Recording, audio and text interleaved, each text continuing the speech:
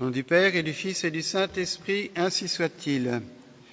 Dieu Tout-Puissant et Éternel, donnez-nous l'accroissement de la foi, de l'espérance et de la charité, et pour que nous méritions d'obtenir ce que vous promettez, faites-nous aimer ce que vous prescrivez. Dans cette magnifique collecte de la messe d'aujourd'hui, nous faisons deux demandes à Dieu. Da nobis fideis pei et caritatis augmentum. Donnez-nous un accroissement de foi, d'espérance et de charité. Et, deuxième demande, fac nos amare quod praecipis. Faites-nous aimer ce que vous prescrivez. Cette deuxième demande étant motivée par son but, ut mereamur assequi quod promittis, pour que nous méritions d'obtenir ce que vous promettez. Ces deux demandes s'adressent à Dieu tout-puissant et éternel, omnipotens aeterne Deus. Nous nous adressons au Dieu éternel pour demander ce qui est éternel, la vie éternelle. Et pour obtenir ce bien si précieux et si difficile, nous nous appuyons sur la toute-puissance de Dieu, omnipotens Deus. Rappelons, mes bien chers frères, ce qu'est cette vie éternelle que Dieu nous promet. Ensuite, nous verrons pourquoi il est si important de l'acquérir et enfin ce qu'il faut faire pour l'obtenir. Ce sera les 3 points de ce sermon. Tout d'abord, qu'est-ce que la vie éternelle? La vie éternelle, c'est tout simplement la charité. En effet, Dieu est charité.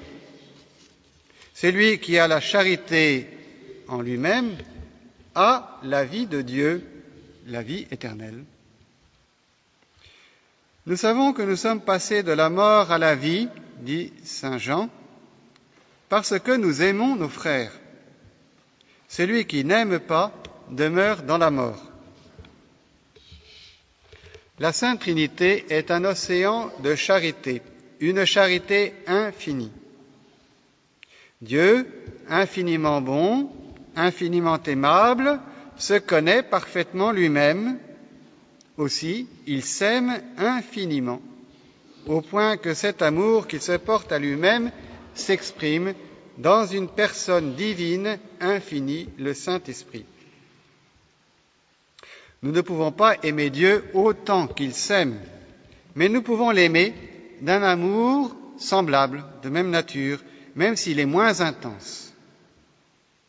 Mon Dieu, je vous aime de tout mon cœur et par-dessus toute chose, parce que vous êtes infiniment bon, infiniment aimable. Pour aimer Dieu d'un amour de charité, il faut connaître quelque chose de l'infinité de sa bonté, quelque chose de l'infinité de son amabilité.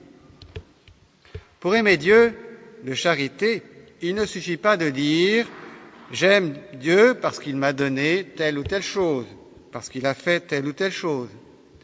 Il faut l'aimer parce qu'il est infiniment bon, infiniment aimable. Au ciel, les anges et les élus voient Dieu face à face. Ils voient cette bonté infinie, cette amabilité infinie, et ils ne peuvent pas ne pas l'aimer de tout leur cœur, de toute leur âme, de tout leur esprit, de toute leur force. Au ciel, les élus ont la vie éternelle parce qu'ils brûlent éternellement de charité. Ici-bas, nous ne voyons pas Dieu. Il nous faut connaître quelque chose de sa bonté infinie, quelque chose de son amabilité infinie. Et c'est la foi, et la foi seule, qui peut nous faire connaître cela. La foi donne à notre âme une lumière, un regard qui lui permet de voir dans certaines phrases de l'Évangile, dans certaines actions de notre Seigneur, quelque chose de sa bonté infinie. Certaines phrases, comme celle-ci, « Dieu a tant aimé le monde qu'il a donné son Fils unique, pour que ceux qui croient en lui aient la vie éternelle. » Certaines actions comme l'attitude de notre Seigneur devant la femme adultère, ou pendant sa passion, l'ouverture de son Sacré-Cœur sur la croix. Ces phrases, ces actions peuvent déclencher dans notre cœur un mouvement de charité à condition que nous les considérions avec un regard de foi, pas seulement avec un regard sentimental. Vous voyez, le lépreux dans l'Évangile, le Samaritain, il est revenu rendre grâce à Dieu, il a été poussé par la charité. Pourquoi ? Parce qu'il a eu la foi, c'est ce que notre Seigneur lui dit, « Va, ta foi t'a sauvé ». Il a vu, dans ce bienfait qu'il avait reçu, quelque chose de la bonté infinie de Dieu.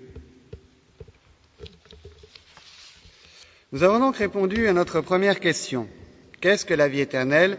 C'est la charité, l'amour de Dieu pour lui-même. Et cet amour, nous ne pouvons l'avoir si nous n'avons pas la foi. Répondons maintenant à la deuxième question. Pourquoi est-il si important d'acquérir la vie éternelle ? Mais bien, chers frères, qu'avons-nous de plus précieux ici-bas ? N'est-ce pas la vie ? N'est-on pas prêt à tous les sacrifices pour conserver sa vie, pour sauver sa peau, si vous me permettez cette expression ? Toutefois, cette vie temporelle n'est pas grand-chose à côté de la vie éternelle, tout simplement parce que la première ne dure qu'un temps, tandis que la seconde n'a pas de fin. À quoi sert à l'homme de gagner l'univers s'il vient à perdre son âme, dit notre Seigneur. À quoi bon mener ici-bas une vie temporelle heureuse si l'on gagne une éternité malheureuse ? Malheur à vous qui riez maintenant, car vous pleurerez, dit encore notre Seigneur. Sans doute, diront certains, la vie éternelle est importante, il nous faut tâcher de l'acquérir, mais cette vie est pour plus tard, c'est la vie de l'éternité. Après notre mort, nous avons donc le temps d'y penser. Grave erreur, la vie éternelle n'est pas pour plus tard, elle commence dès maintenant. N'avons-nous pas dit que la vie éternelle, c'est la charité dans notre âme ? La vie éternelle commence donc dès à présent. C'est la même vie qui commence, qui continuera après notre mort. Autrement dit, nous n'aurons la vie éternelle dans l'au-delà que si nous l'avons dès à présent. La charité ne finira jamais, dit saint Paul, et saint Jean de la Croix dit que nous serons jugés sur la charité. C'est aussi l'enseignement de saint Thomas d'Aquin. Au ciel, nous aurons le degré de charité que nous aurons au moment de notre mort. Nous avons donc répondu à la deuxième question. La vie éternelle est ce que nous avons de plus précieux et il faut tâcher de l'acquérir dès maintenant. Mais comment faire ? La vie éternelle étant une vie surnaturelle, nous ne pouvons l'obtenir que par deux moyens, la prière et le mérite.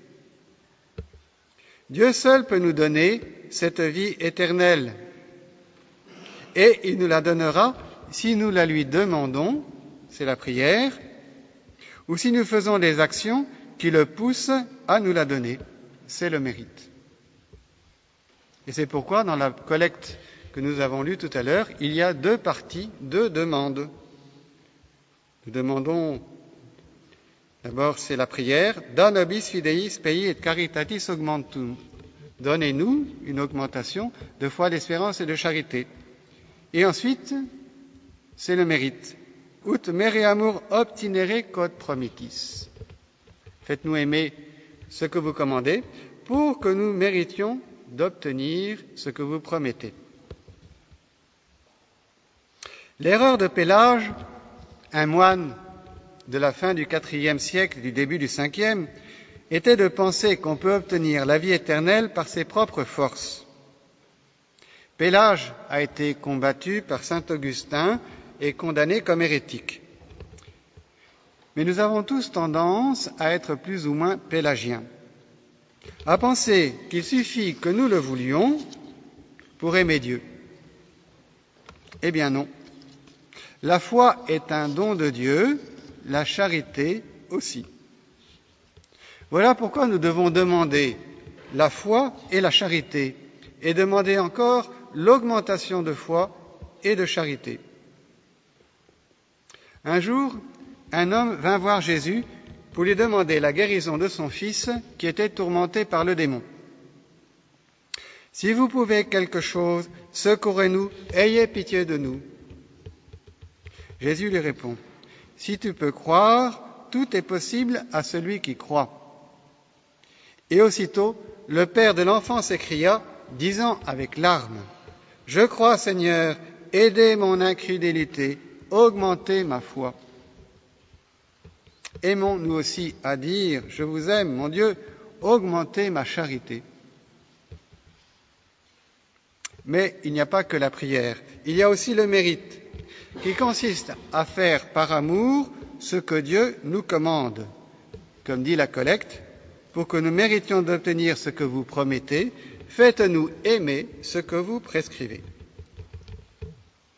Tout acte bon, fait pour l'amour de Dieu, mérite une augmentation de vie éternelle. Toutefois, les théologiens nous disent que si nous agissons avec une charité faible, distraite, nous n'obtenons pas cette augmentation immédiatement. Nous obtenons simplement un droit à une récompense plus tard, au moment de notre mort. Si nous voulons que Dieu nous récompense tout de suite, en nous donnant dès maintenant une augmentation de charité, il faut que nous agissions avec une charité vive et fervente. Écoutons ce que dit le père Carigou-Lagrange, un dominicain. Un petit peu long, mais c'est très beau. Les actes de charité et les vertus inspirées par elles ne méritent pas seulement, au point de vue moral, l'augmentation de la charité, mais ils disposent physiquement à la recevoir, en ce sens qu'ils ouvrent, pour ainsi dire, nos facultés, pour qu'elles puissent recevoir davantage. Ils les creusent en quelque sorte, pour que la vie divine puisse les mieux pénétrer et les élever en les purifiant. Cela est vrai surtout des actes intenses ou très fervents de charité. Un acte très généreux d'amour de Dieu décide parfois de toute la vie et mérite une grande augmentation de charité en nous disposant à le recevoir aussitôt. C'est comme si l'on était élevé à un palier supérieur et dans cette ascension, on a comme un nouveau regard sur les choses de Dieu et un nouvel élan.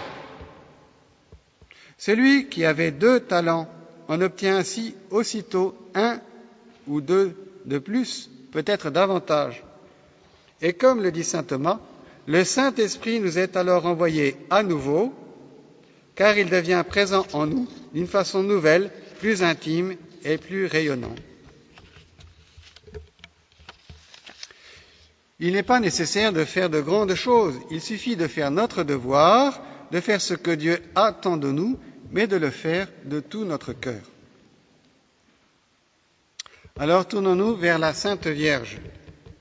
Par un privilège unique, elle a reçu la vie éternelle, la charité, dans son âme dès le premier instant de sa conception. Mais elle n'a pas cessé pour autant de se tourner vers Dieu pour lui demander de l'aimer toujours davantage. Et surtout, elle a agi avec le maximum d'amour dans tout ce qu'elle faisait, si bien qu'elle croissait sans cesse en grâce et en charité. Qu'elle nous fasse dire de tout notre cœur, Dieu Tout-Puissant et Éternel, donnez-nous l'accroissement de la foi, de l'espérance et de la charité, et pour que nous méritions d'obtenir ce que vous promettez, faites-nous aimer ce que vous prescrivez par Jésus-Christ notre Seigneur. Au nom du Père et du Fils et du Saint-Esprit, ainsi soit-il.